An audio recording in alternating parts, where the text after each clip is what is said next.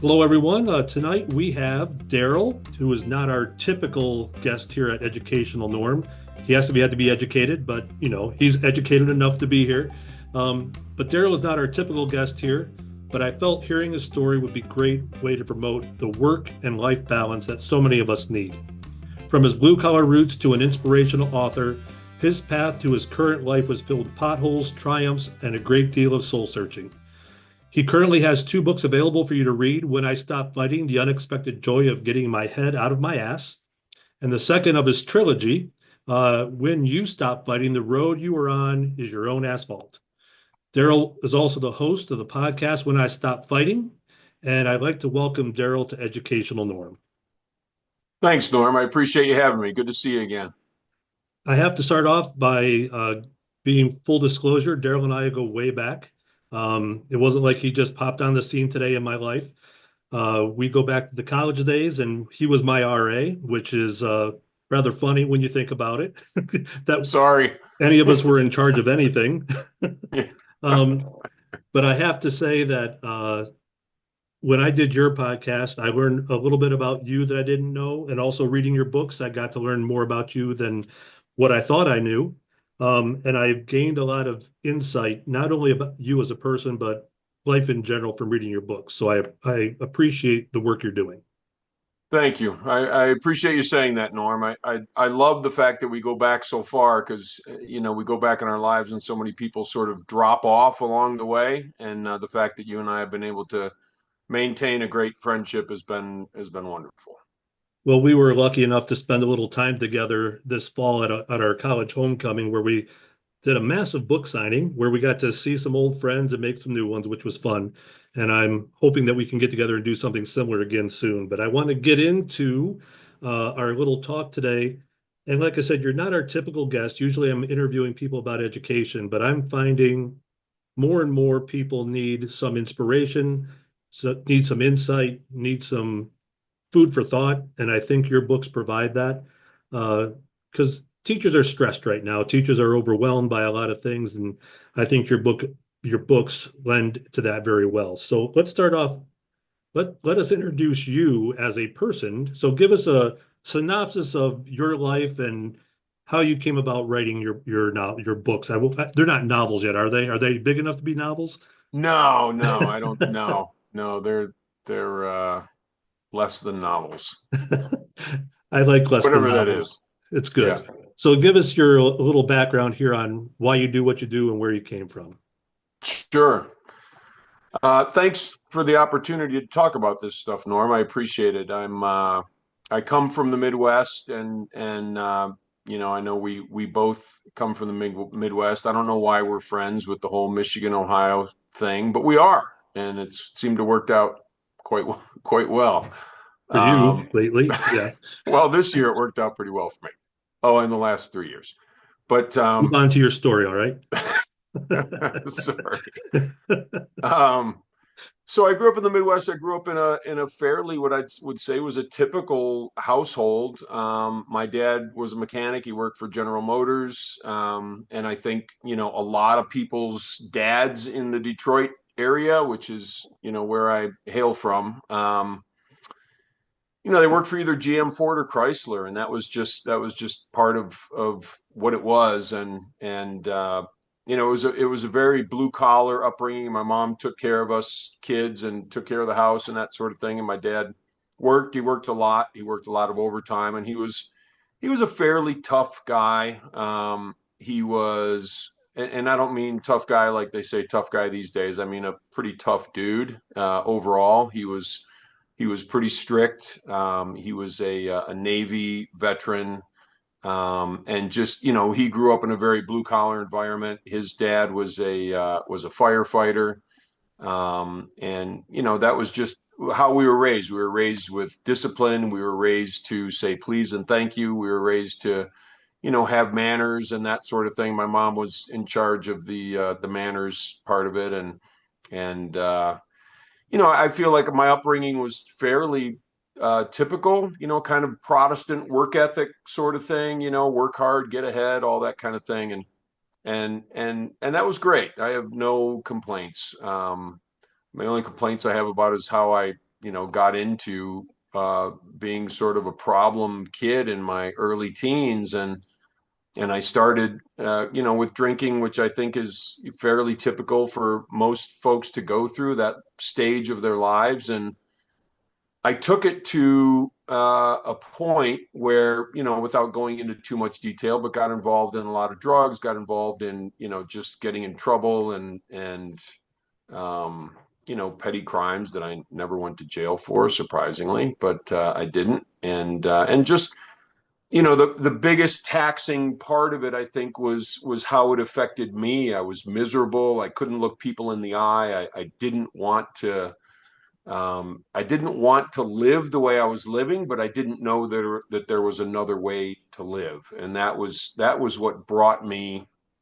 The word responsibility was not even a question in my life. It wasn't something that I would even consider, as something that I needed to do with my life. And so a lot of things fell apart. My relationship with my parents and my family, and a lot of people who were a little more normal than me in terms of, the partying and the drinking. And I got involved in a crowd that did the same things I did.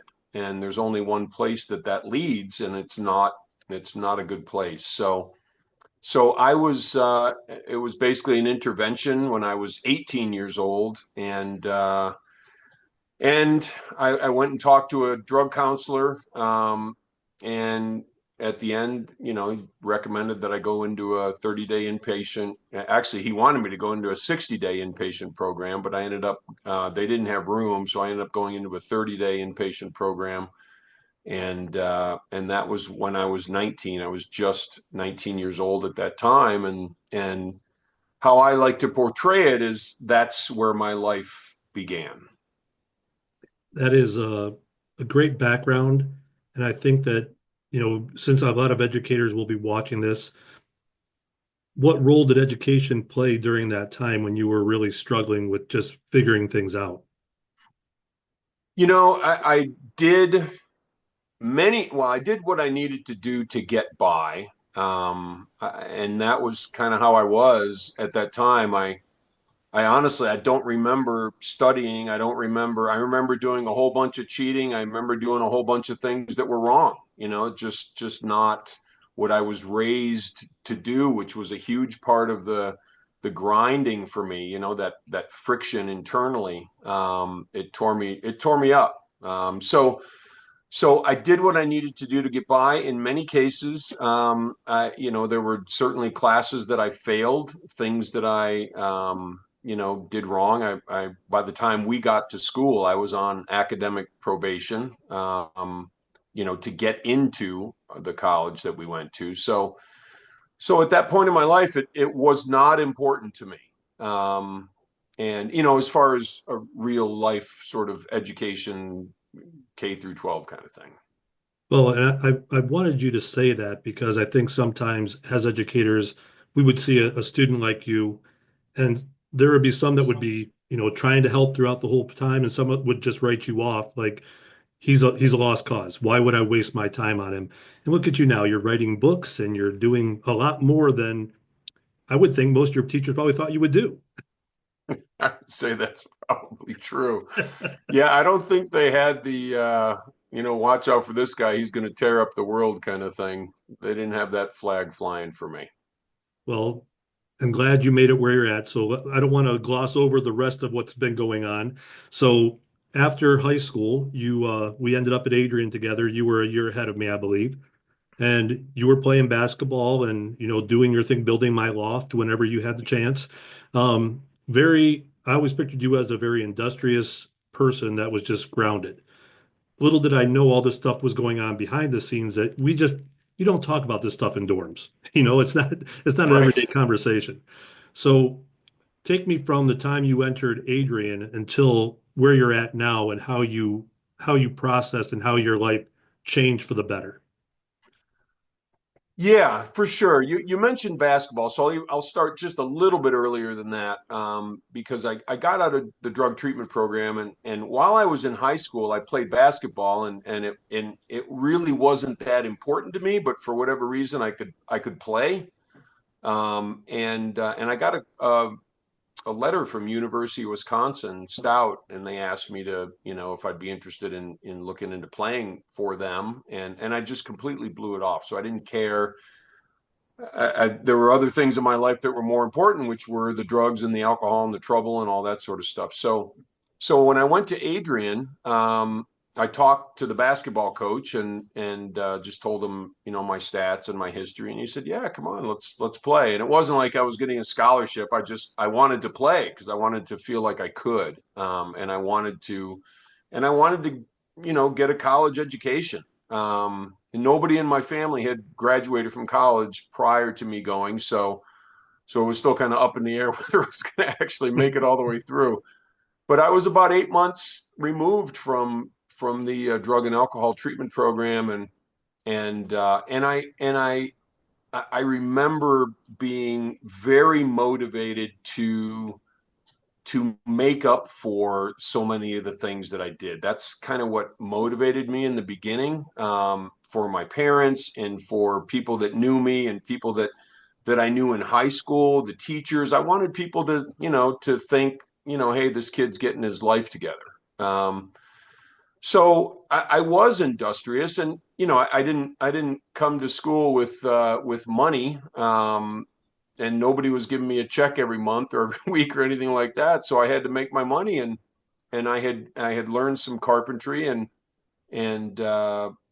along the way, as I was growing up, I had done farm work and then some framing and that sort of thing. So I saw people, have lofts, and I saw the lumber company come over and put people's lofts up for them, and I'm like, oh, I can do that.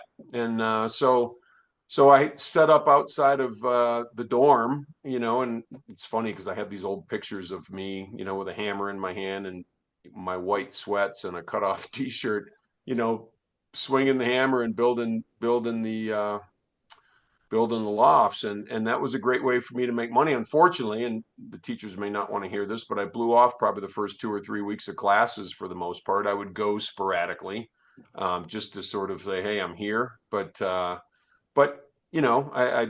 needed to make some money, and in order to pay my way. So that's sort of how I entered college. I entered college as a very, I wanted to be better. I wanted life to be better. And I quickly started to learn that the only way that life's going to be better for me is if I'm better for life. Life doesn't just happen and it's great because it happens to me. It's because I happen to life, and I make things happen for my life. And I think that's what I began to learn, and I feel like I've been just trying to build on that ever since. So your pathway after college, I know you were involved in many businesses and you've had success in your field that you've been working in. But also, I know that there's been times where after you're trying to still figure things out, you're still trying to figure out what's the next thing, which I always think is important. What is that next thing that you're shooting for once you accomplish a goal? So, how do you maintain your focus with your addiction? Has your addiction turned into anything else? Like, are you addicted to work? Are you addicted to life now? Because I've heard that before, and this as a non-addict, as a non-addict, I'm wondering if there's some carryover into another area of your life of being addicted to something else now. Yeah, that's a great question, and it's true. It's a personality thing, and it is for me. I have what might be deemed somewhat of an extreme type personality. So I've been, I had the drugs and the alcohol thing. I had the nicotine thing. I've definitely been, I would say, addicted to work. I've been addicted to basketball. I mean, and when I say addicted, what I mean is if I'm doing something to such an extreme that there are negative consequences, and I think that's kind of an earmark of being addicted to something or some things.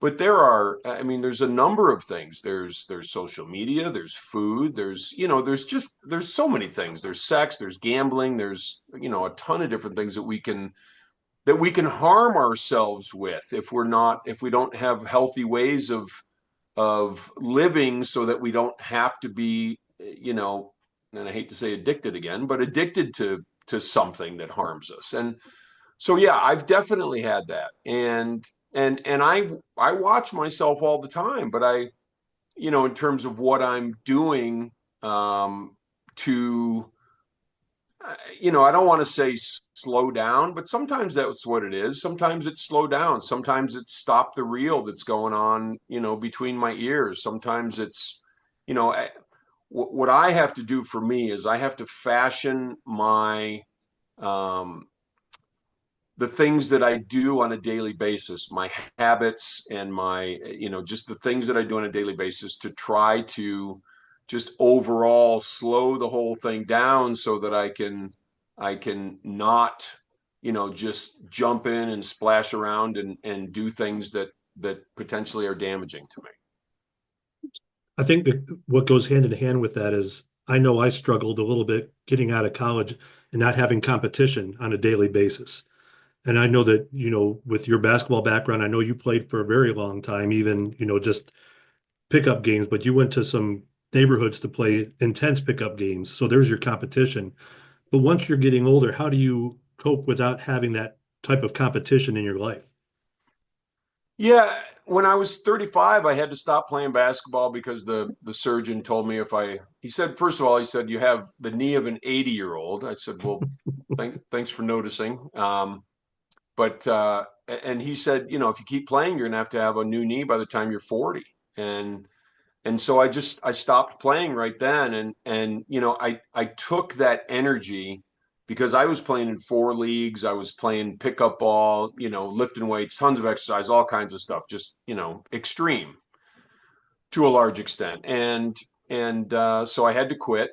And luckily I didn't have to have my knee replaced until I was 55 ish, something like that. And so that was a win for me. But I moved myself into business, in terms of really, putting, that's where I put my efforts. And that's, I think, where I probably switched, being addicted to basketball, and sort of switched all that energy into work. And I worked a lot. I had clients, all across the country. So it's 8 o'clock at night, and I'm talking to, California clients where it's 5 o'clock for them, that sort of thing. So, and yeah, that part of my life is important. And I can compete in anything.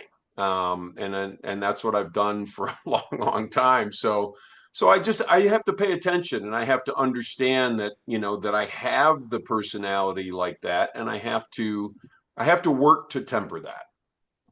And it's not easy, I mean, without a doubt. There's a lot of work it's daily work. It's building that consistency in your life to give it purpose and meaning, and also building those habits that are best for you. I know you eat a lot better than what we used to do when we went to Bunkies, but those little things make a huge difference. They do. So I'm going to now venture into your books, if that's okay with you. Sure. Um, your first book, When I Stopped Fighting, The Unexpected Joy of Getting the Head Out of My Ass, which I love the title. And when we were doing our book signing, for those that weren't there, and that's most of you, I was between this title and a gentleman that was doing spiritual gratitude. And so it was like one end of the extreme to the other, which was hilarious. So this book in and of itself was your first foray into writing, but you've always been somewhat of a writer. You've always been putting things down in a journal, if I remember correctly. Or I could be thinking of somebody else that's tall. Um, but I think that was you. Tell the audience about this first book and what's involved in this book. Sure. My writing when I was younger, was a lot of it had to do with just emotional turmoil and difficult things that I was going through inside me. And so I would just write. And I actually handed Andrew, my son, a journal the other day. And I said, here, take this. don't worry about what you write. Don't worry about journaling. Don't worry about calling it anything. Just write. Just write. Just get stuff out. And that's what I used to do in terms of my writing. But the book came about. The first book came about because I had a thought about it for a long time. What am I going to do? How am I going to tell a story that potentially can help somebody someday or help some folks someday? And that was an important thing to me. And so one day I was relaying one of the stories of my youth to my wife, Christina, and she caught up with me. We met. I was close to 20 years sober, so I was a long ways beyond that lifestyle of my younger years. And I'd relate stories to her, and she'd say, "Man, you're not that guy. That's not you anymore." And I said, "No, it's not." And then I said, "Remind me to write a book someday." And so that was a long time ago, and I know she reminded me a few times, and I scratched down a few things. Probably got about 3 paragraphs written over the next 18 years, and then that was productive. And then then I thought COVID happened, and we had some business stuff that we sort of got out of, and we sold one of our businesses and some other real estate stuff we had, and we said, you know what, we're just going to move. We're just going to do something different, and it was kind of a cool adventure for us. And then when we landed, which is where we live now in Georgia, I thought, what a great time to just write this book and sit down and write it. And that's what I did. And it's funny because I'd wake up at 3 o'clock in the morning, and oh man, I have ideas. And I would come up to the office here where I am now, and I would just start pecking away at the computer, and I'd be there for hours in my robe, and just hanging out writing. And it was one of the most wonderful experiences of my life, because I started to remember the stories. I started to remember so many of the things that ended up in my first book, and I started thinking, wow, this might not be too bad, as far as somebody might want to read this at some point. And also, the most important thing to me is, and you mentioned it earlier, and I'm really grateful for it. I've been fortunate to have some success, and I'm doing this so that I can help people. I'm doing it so I can tell my story and other people can relate to it, and potentially, maybe sidestep some things that they would have otherwise, stepped into. And that's the biggest reason for me for doing this. So the fact that you and I can sit here and talk about it, and have other people hear about it, makes me very grateful. Well, we've talked about this before about what your why is and why you do what you do. And I share that, mine is with kindness, help people find solutions. And I feel based on our discussions that yours is very similar in that regard. This is all about helping people. It is. Yeah, it really is. There's no doubt about it. Do I want to sell books? Absolutely. But I want to sell books to get them in people's hands. I want them to read it. And I'm very fortunate. I've had a lot of people do reviews, and I've had a lot of people contact me that I hadn't talked to in 20 or 30 years, who said, wow, I'm so happy you did this, and it helped me. And so, that makes it all worth it. And I don't think you have to know Daryl to appreciate the book and appreciate the story, because it is a triumph of overcoming the addictions. Um, as a person that, again, dealing with educators and other things, what can the person that's never been addicted take from this first book? You know, that is a really great question as well, Norm.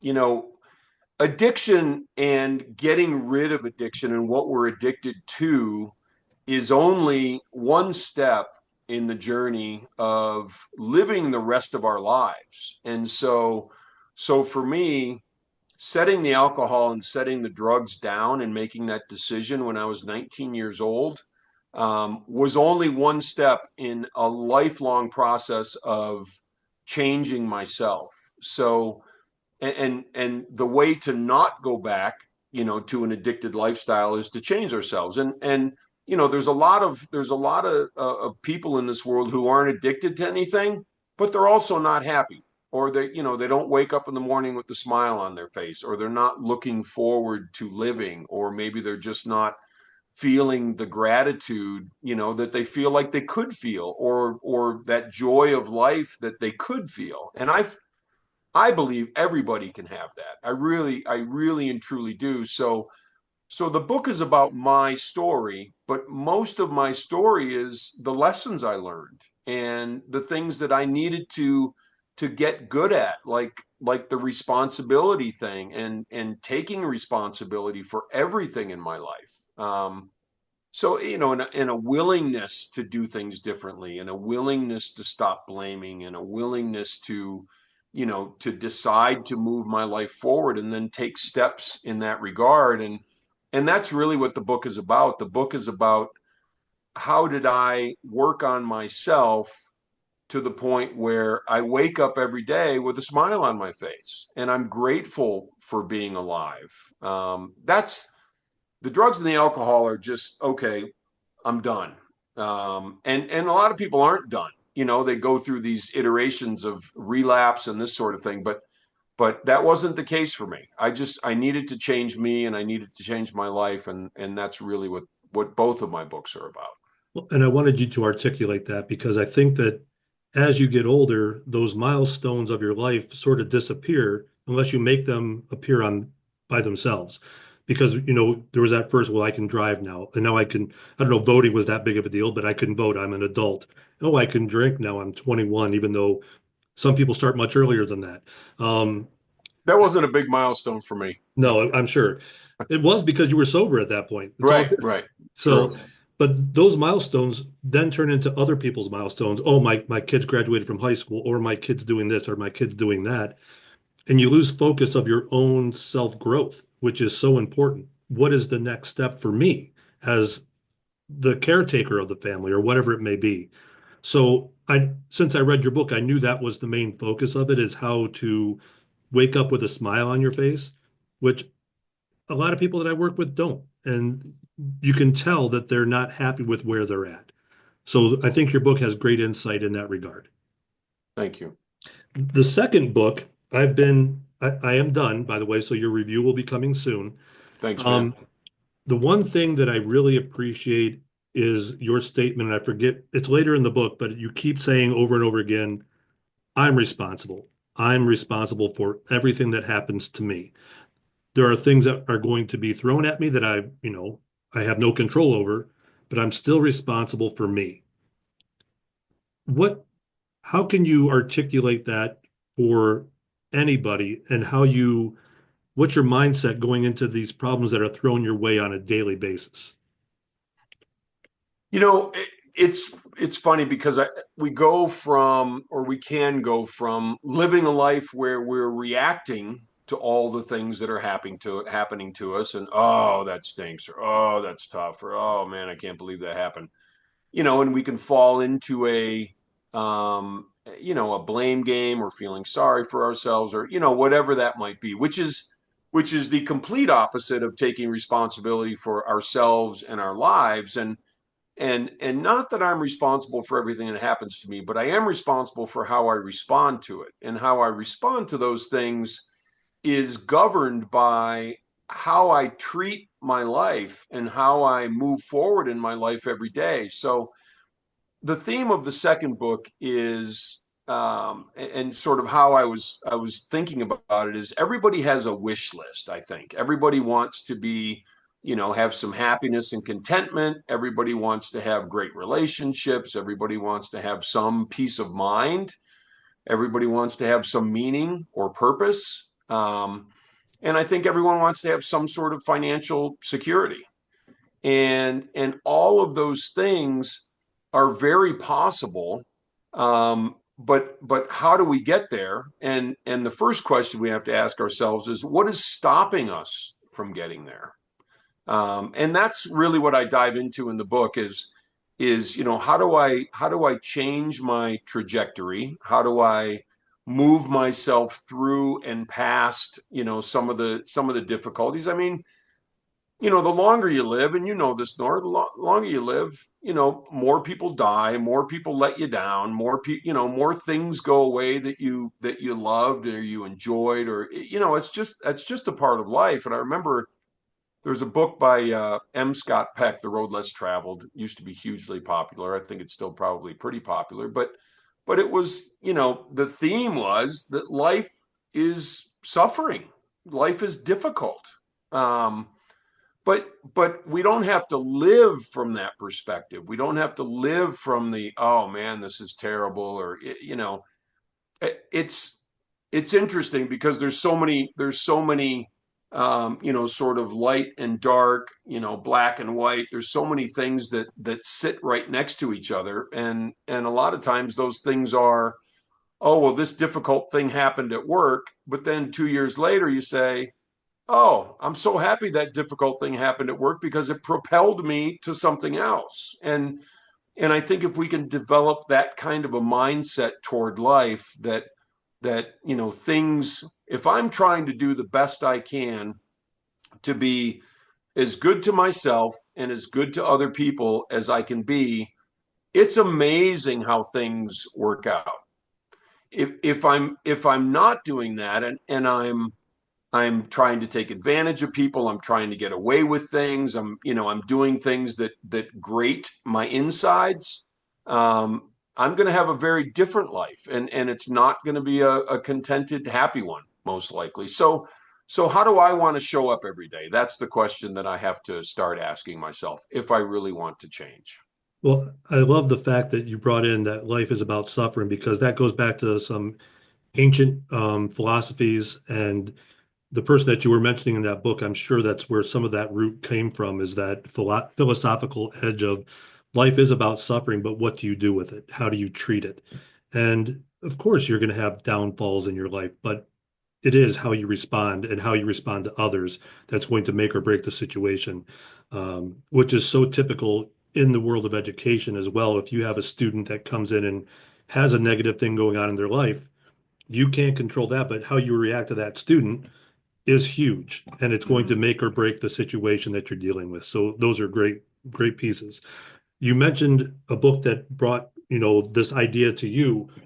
I happen to have the one that brought the meaning to me, Man's Search for Meaning by Frankl. Mm, A great cool. book. Yeah, great book. Um, it hit me at a time that I needed it, and it was a lot of the same thing, understanding suffering. I don't know if you're familiar. Are you familiar with that book? I haven't read it, no, It, but it keeps it's popping up in my life, so it's going on the list. Well, it's about a doctor that was in the concentration camps, and the first part of the book is the experience itself, and then the second part is why man exists. And it's so well written and so good, easy to understand, and obviously the horrors in the beginning, just you have to be mentally prepared to deal with that, but making those observations of how life is important, even in something as horrible as a death camp, he finds meaning, and it's a very interesting read. Um, Going back to your book about the second one and the being I'm responsible, I hear that a lot when, well, in education, well, these kids aren't ready to learn, the parents aren't supportive, this and that. I've always thought I am still responsible for that kid when they walk in my room, no matter what. And if I know the parents aren't going to be involved in a positive way, then I have to act accordingly. So that's where I wanted to make sure we talked about responsibility and how that may look as an adult in charge of others. So I'm sure you worked with groups of people that you were in charge of. And how do you make people become understanding responsibility when you work with adults, especially? There's everybody's heard this quote, but I carry this with me every day, and I think about it almost every day. But it's pretty deep in here at this point. But it's from Shakespeare. It's from Hamlet. To thine own self be true, and everybody's heard that part. But the rest of it is, and then it must follow as the night the day. Thou canst not then be false to any man. And it's a beautiful, it's so beautifully written, and what it says to me to thine own self be true, it sounds selfish. It sounds like, oh, I'm just worried about myself, but it's not. And it must follow as the night the day, thou canst not then be false to any man. If I'm being true to myself and I'm doing the right things and I'm doing the best I can to make myself show up in the best way I can for this world, I'm also not going to be untrue to others because I'm bringing the best me that I can bring to the world. And that's where it starts for me. It starts for because if I'm upset about something or I let things get to me or I'm blaming or I'm feeling like, oh, these guys are, everything's unfair and life is terrible. What am I bringing to those that I'm in charge of working with or working for? Or, what am I bringing to the table? I'm bringing, and I don't get into a lot of positivity versus negativity, but in that case, I'm bringing negativity to the table, and I'm bringing something, that I'm bringing a me to the table that isn't supportive of others, and I think that's the key is to do the best I can for my life and those around me and set the right, principles in my life and live by them and do them and not accept uh, BS from myself. Just not accept BS from myself.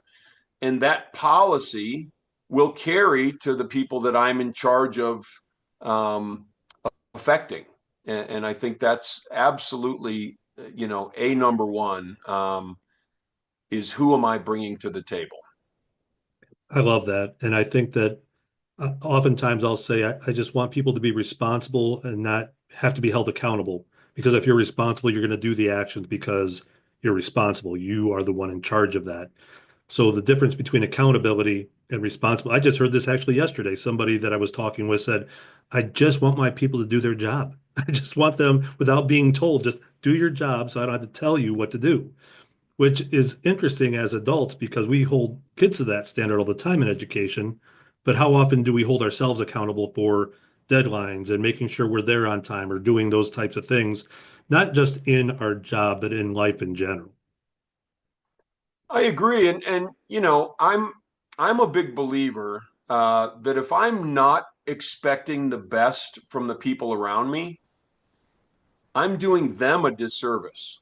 If I'm allowing them, if I'm allowing them, like you just said, to be late or to not do their job or to, slack off or whatever it is, I'm I'm not being good to them because that's going to exacerbate those behaviors and that's going to allow them to, potentially go to the next place, whatever that is, and, exhibit the same behavior. And and sometimes the best thing that I can do for somebody is, and I'll just say, reprimand, or, sometimes you have to fire people to make them better.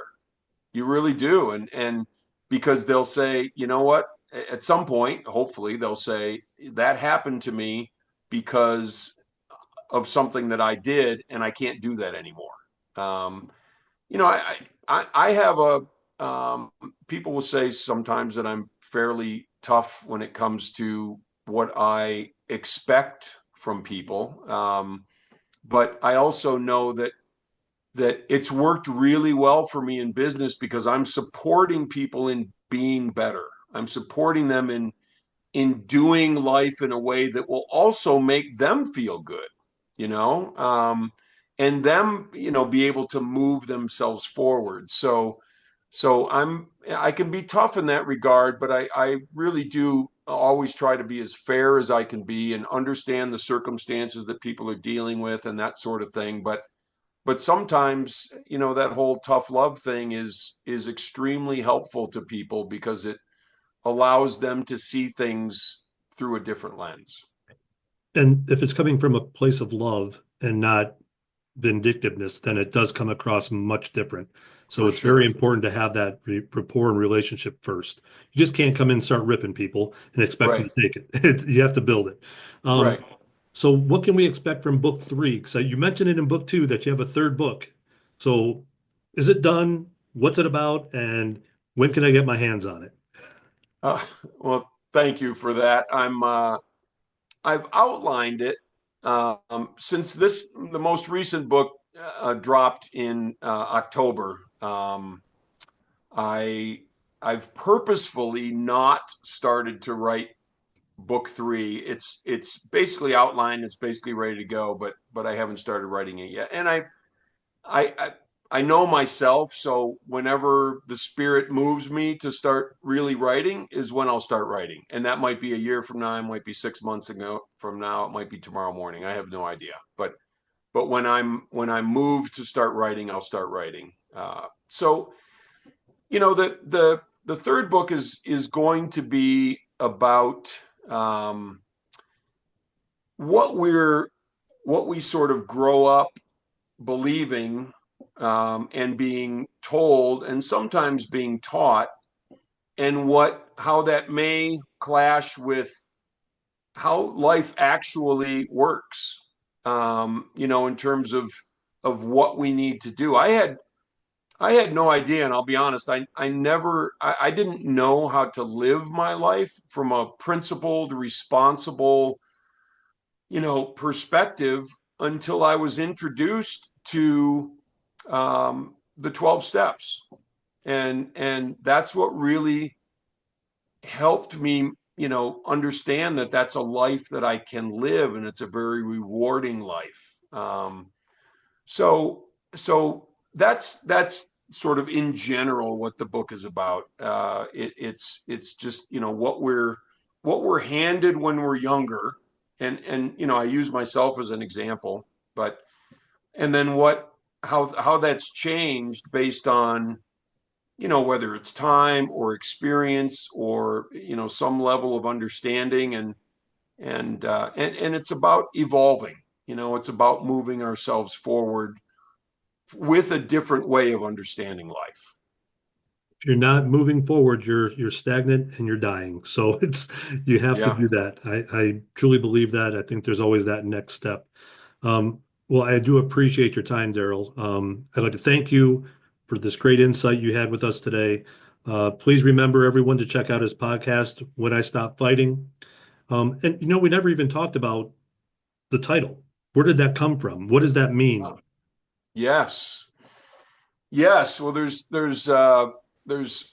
moments in all of our lives, right, where we're taught something, or there's a story, or there's something that we've been, we get introduced to, which can change our lives. And I look at my life, and I'd say there are less than 10, probably five of those moments where I heard something or saw something, and it just changed my life, and I think about it all the time. And I'll try to be fairly brief on this one, but As much time as you need. all right. So when I first got to college, I was introduced, and I was involved in the 12 steps, and I went to meetings and all that sort of thing, and just trying to put myself together. And I grew up in an environment that was, suck it up, walk it off, no pain, no gain. You're not hurt if you're not bleeding out, or there's not a bone sticking out, or whatever it is, Rub dirt just, on it. yeah, just keep going, no matter the cost, almost. It was just, that was the environment. It wasn't just my parents. It was just, that was kind of what it was like in the Midwest as a kid at that time. My mom used to say, we spent more time in the emergency room than we probably spent anywhere else. So anyway, my training was to fight, and my training was to wrestle, and my training was to attack problems, and that sort of thing. There wasn't really any allowing. There wasn't any room for much middle ground from that perspective. And that's why I took things to the extreme, and that's why sometimes the things I took to the extreme hurt me. But I had a mentor in those early times, and I was probably about 9 months out of drug treatment when I first met this mentor. His name was Bud. And the most influential human outside of my parents, for sure, in my life. And Bud said to me, as he saw me wrestling with everything, and what's going on, and Bud, help me, and blah blah blah, and he said, Daryl, when you stop fighting, the fighting stops. And I was kind of like, and it hit me at that time, and I thought about it at that time, but I've been ruminating on that for the next 40 years. And what does that actually mean? And it's amazing how, there's these big things in life that we fight with. For me, when I was younger, it was the drugs and the alcohol and the lying and the cheating and the stealing, this big elephant in the room kind of stuff. But now it gets very subtle. The fights get very subtle. Now it's, I sit down to do my meditation practice or my breathing practice or whatever it is, and that little thing in my mind says, well, you got all this other stuff to do. What are you doing? So there's that little fight.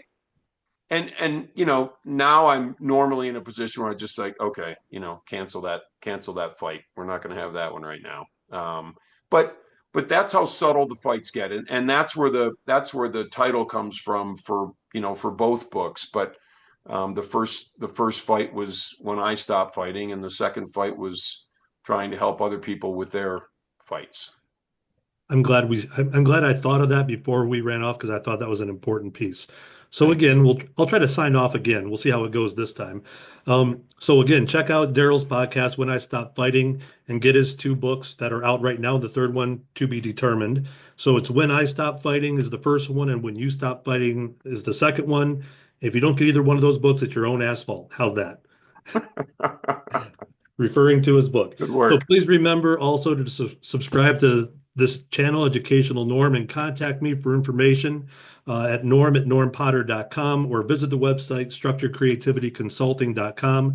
I couldn't shorten it anymore. It had to be that long. And until next time, have a great week. And as always, be kind, be professional, and find solutions. Thank you, Daryl. Thank you, Norm. Appreciate it, man. Hello, everyone. Thank you for visiting my channel, Educational Norm. I work as an educational consultant, which means that I have the opportunity to interact and visit with many teachers across Ohio and beyond. Those interactions have driven me to tell their stories and their ideas on education. The goal of Educational Norm is to provide an informational network that focuses on positive aspects of education, the people preparing students for the future of our world. Join us each week for a new interview, and please subscribe and share the channel with others that you think may enjoy the program. Thank you and enjoy the show.